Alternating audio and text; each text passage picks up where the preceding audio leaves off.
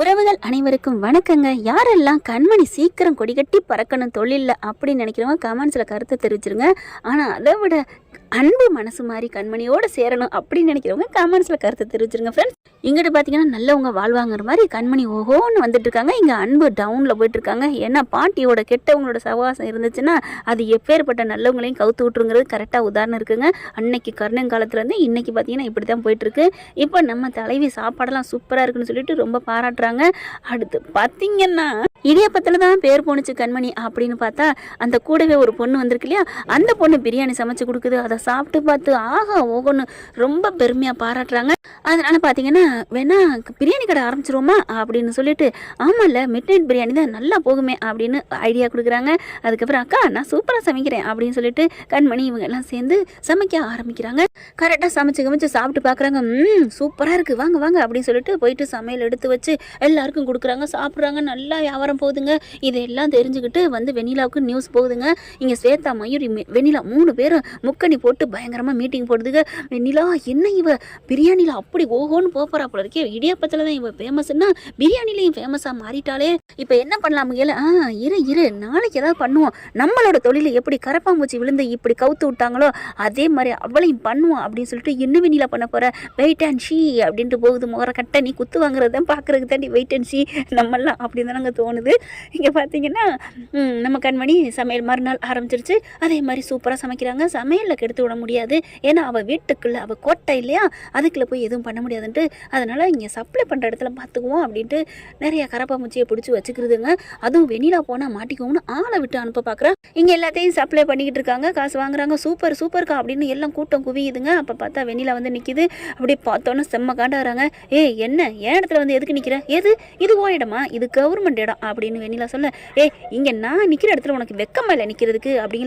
கண்மணி என்ன திமிரா உனக்கு, என்ன அவ்வளோ காணோமா, நீ இந்த ஒன்றை நான் பிரியாணி கடையை வச்சுட்டு நீ ஓஹோன்னு வந்துடுவேன் நினைப்பா, பிஸ்தான் நினைப்பா அப்படின்னு கத்துறா. கண்மணியும் சலச்சவ இல்லை அப்படிங்கிற மாதிரி வெண்ணிலா பேச பதிலடி கொடுக்குறாங்க. உன்னை எப்படி நீ முன்னுக்கு வருவேன் நான் பார்த்துறேன்டி, நீ இன்னைக்கோட உன்னை நான் தலை முழுக வைக்கிறேன்டி. இந்த பிஸ்னஸ் இல்லடி, எந்த பிஸ்னஸ் பண்ணாலும் சரி, என் அன்பு தேடி நீ வந்தாலும் சரி, அன்பு உங்ககிட்ட இருந்து பிரிக்கிற மாதிரி எல்லாத்தையும் பிரிப்பண்டின்னு வெண்ணிலா ஓவரா கத்துது. மரியாதையை போயிருந்து சொல்லிட்டு கையில் கரண்டியோட ஓங்க.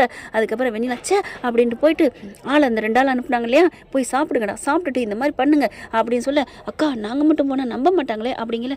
ஆமாம்ல சரி நீங்கள் வேணாம் அப்படின்னு சொல்லிட்டு அவங்களுக்கு தெரிஞ்ச ரெண்டு பொம்பளைங்களை வர வைக்கிறாங்க. டக்குன்னு வர்றாங்க. எப்படி தான் வராங்களோ வந்துட்டு சாப்பிட போங்க அப்படின்னு சொல்லிட்டு ஒரு டப்பாக்கில் வச்சு கொடுக்க, அவங்க போயிட்டு அக்கா உங்கள் பிரியாணி நல்லா இருக்குன்னு கேள்விப்பட்டேங்க, அப்படியா இந்தாங்க அப்படின்னு சொல்லிட்டு வாங்க நாங்கள் இங்கேயே நின்று சாப்பிடலாமா, சாப்பிடுங்க அப்படின்னு சொல்ல வாங்கி சாப்பிட்றாங்களா. சாப்பிட்டுட்டு இருக்கீங்க டக்குன்னு 2 தான் எடுத்து அதில் போட்டுருதுங்க.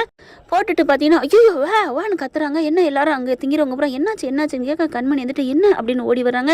என்னம்மா கரப்பாம்பூச்சி பிரியாணி ஆக்குறீங்க, நாங்கள் எல்லாரும் உங்கள் இது நல்லா இருக்குன்னு வந்தால் இதுதான் இந்த லட்சணமா, இந்த டேஸ்ட்டா, இதெல்லாம் சரிப்பட்டு வராது அப்படிங்கல. ஐயோ நாங்கள் அப்படிலாம் பண்ணலங்க, நாங்கள் நல்லா தாங்க சமைச்சோம் அப்படின்னு சொல்ல, என்னம்மா இங்கே பாருங்களே எல்லாரும் என்ன பண்ணுறாங்க, வா அப்படின்னு சொல்லிட்டு எல்லாரும் கொட்டை பார்க்குறாங்க. இருங்க அதெல்லாம் ஒன்றும் இல்லை அப்படின்னு எல்லாம் கண்மணி அந்த பொண்ணு சமைக்கிற பொண்ணு கெஞ்சுறாங்க.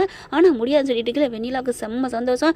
என்னம்மா இனிமேல் இந்த கடையை நீங்கள் போடக்கூடாது, இன்னையோட உங்களை க்ளோஸ் பண்ணுறான் அப்படி இப்படின்னு கத்த கண்மணிக்கு புரியுது. என்னது இன்னையோட க்ளோஸ் பண்ணுறாளா, அந்த வெண்ணிலா சொன்ன மாதிரியே இவளும் சொல்கிறான் அப்படின்னு உத்து பார்க்குறாங்க. அந்த கண்மணி அந்த சமைக்கிற பொண்ணு பார்த்துட்டு, அக்கா இங்கே பாருக்கா பச்சைன்னு கரப்பாம்பூச்சி இருக்குக்கா அப்படின்னு சொல்ல, அது சிகப்பு கலர் தானே இருக்குது அப்படின்னு பக்கத்தில் இருக்கவங்க சொல்கிறாங்க. ஆட்டுச்சேன் வைங்க அப்படின்னு சொல்லிட்டு வெந்த கரப்பாம்பூச்சி மாதிரியா கிடக்குது.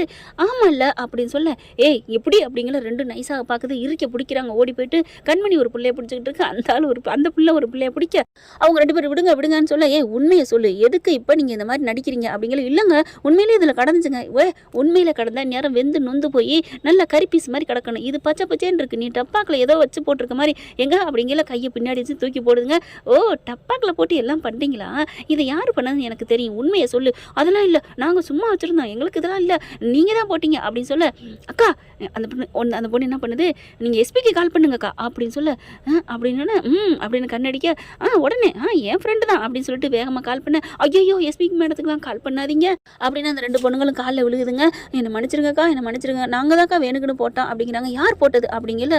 அப்படியே திருன்னு முழிக்க, இது சரிப்பட்டு வராது, நான் எஸ்பிக்கு கால் பண்ணுறேன், ஐயோ நான் சொல்லிடுறேன் அப்படின்னு அந்த வெண்ணிலா தான் இந்த மாதிரி பண்ண சொன்னாங்க, எங்களை விட்டுருங்க, நாங்கள் எங்கே வேணாலும் சாட்சி சொல்கிறோம், இந்தாங்க அவங்க கொடுத்த காசு 2000 கூட அப்படின்னு சொல்லிட்டு காசையும் கொடுக்குறாங்க.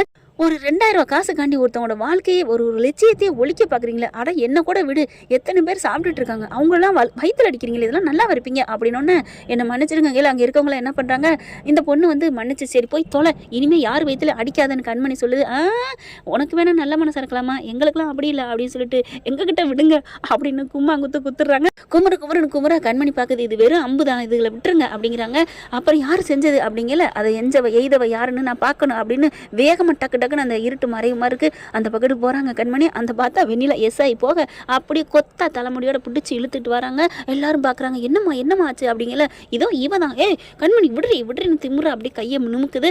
என்னடி நீ தான் எல்லாம் பண்ணேன்னு தான் சொல்லிட்டாளுங்களே, அது ரெண்டும் அப்படியே நடுங்கி போய் நிற்கிதுங்க. குடுகுடுன்னு அடி வாங்கினதுல இதுக்கெல்லாம் யாருன்னு எனக்கு தெரியாது அப்படின்னு வெண்ணிலா சொல்ல, இவங்களாம் உனக்கு யாருன்னு தெரியாதா, ஓகே அப்போ நாங்கள் எஸ்பி கால் பண்ணுறோம். அக்கா அம்மா நீங்கள் சொல்லிருங்கம்மா, நீங்கள் தானே இந்த 2000 காசு கொடுத்தீங்க, இதெல்லாம் முடியாது, நீங்கள் தான் பண்ணீங்க, ஐயோ இவங்க தான் பண்ணாங்க அப்படின்னு அடித்து சொல்கிறாங்க.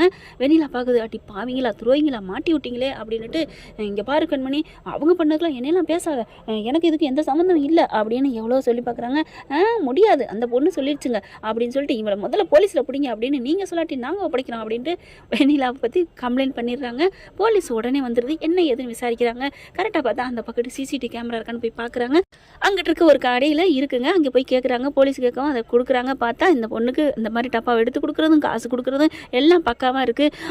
பார்த்தோன்னே அப்படியே உயிர் போகுது வெண்ணிலாவுக்கு. கண்மணி பார்க்குது, ஏன்டி இந்த மானங்கட்ட பொழப்பு உனக்கு, நான் உங்கள் வீட்டில் வந்து ஏதாவது பண்ணுறேன்னா நான் பாட்டுக்கு தாண்டி தனியாக நின்று பொழப்ப நடத்துகிறேன் அப்படிங்கல. ஏய் கண்மணி, என்னை போலீஸில் பிடிச்சி கொடுத்தா உன்னை நான் சும்மா விட மாட்டேன்டி, என்கிட்ட இருக்க காசுக்கு நான் நாளைக்கே இப்போ கூட திரும்பி வந்துடுவேண்டி அப்படிங்கல.